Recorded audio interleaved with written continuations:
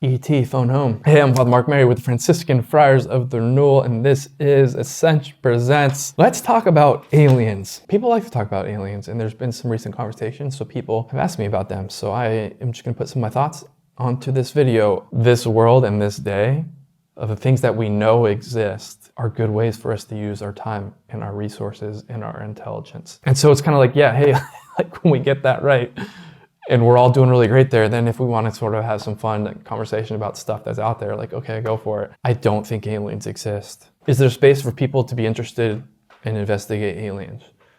Yeah, maybe there's people who are in charge of, Space Force and national security, and there's a reason to be looking into these things. I haven't spent a lot of time investigating it. That's true. Why don't I think they exist? Again, more than just I don't have any evidence of it or I'm not really interested. I don't think they exist because I just think the number of miracles that had to happen for life to exist here make it statistically improbable that there is life anywhere else. I also think from God and my way of understanding him and knowing him, the abundance of his love and the particularity of his love for us human beings, like I think it makes most sense and is most consistent with God and salvation history for actually there only to be life on this planet. Intelligent life. Is the church worried about the existence of aliens? Does it challenge any of our beliefs? No. Is it possible?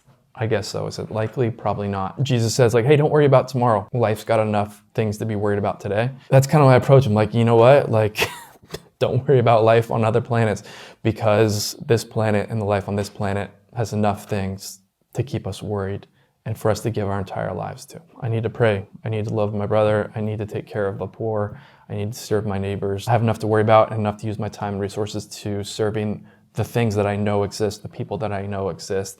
So I don't have a lot of space or a lot of interest to exploring something which again probably doesn't exist.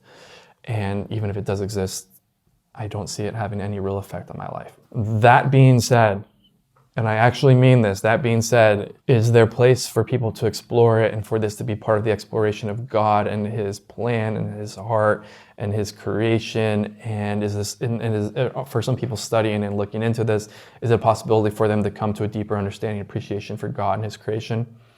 I think so. So if that's what God is doing in your life, I'm open to discerning that. And it would be good to just check with some people to make sure it's not at the expense of like other priorities or other sort of commitments that you have. Should most people spend a lot of time thinking about it or talking about it? No. What do you think about UFOs and the idea that they might be like demons? I guess that's possible. Is it likely? I don't know, probably not. Is it possible? Like I believe in angels and demons and that angels and demons can, have some sort of like manifestation expression? Sure. Here's the thing. I already believe demons exist. I believe demons are all around. I believe demons are going about their business of prowling like a roaring lion looking for someone to devour. Here's what I'm going to do before demons. Like I'm going to try and stay in a state of grace. I'm going to encourage people to stay in a state of grace, particularly to have a daily prayer life and to daily contact with the Word of God. I'm going to encourage people to frequent the sacraments. If they commit serious sin, to go to confession as soon as possible, but to also just have a regular going to confession. I'm going to encourage people to have like a deep relationship with the Most Holy Eucharist, at least going to Mass every Sunday, receiving hopefully every Sunday, maybe even receiving and going to Mass a couple other days during the week, going to adoration, being in community, following the Church's teachings on morality, and particularly the Church's teachings to service and love of the poor. To living in community and having a shared discipleship. This is just how we protect ourselves. This is how we stay in a state of grace. This is how we like live in the light, even though demons are prowling all around trying to get us to fall into sin and to destroy us. Whether or not they're also sort of manifesting in some sort of UFOs and unidentified flying, whatever, I'm not going to change anything. Let's just keep the main thing the main thing. Let's stay focused. Let's not get distracted. Let's not just sort of fall into sort of radical novelty. Again, it's one thing to have one conversation about it. It's another thing to spend a whole lot of time thinking about it or talking about it. So again, just like Galatians 2:10, Paul has this conversion. He goes and meets with, Peter, James, and John, and, they talk about what they're doing. The only thing they asked is that I was mindful of the poor. The one thing I was always sure to do. The one thing they did not ask was to be mindful of potential of aliens. Be mindful of the poor. Love God. Worship God. Have confidence in God.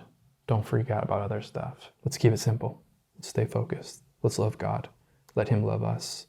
Love the poor. And with some of the space that you have, with particular individualization, which is according to God's will, can you explore creation and ask big questions? Yeah. But let's keep God at the center of our lives. Thanks for watching. Look forward to seeing you again next week. Remember, we are pilgrims on this earth, so as peregrinos, Poco a poco, little by little, vamos a llegar. We're gonna make it.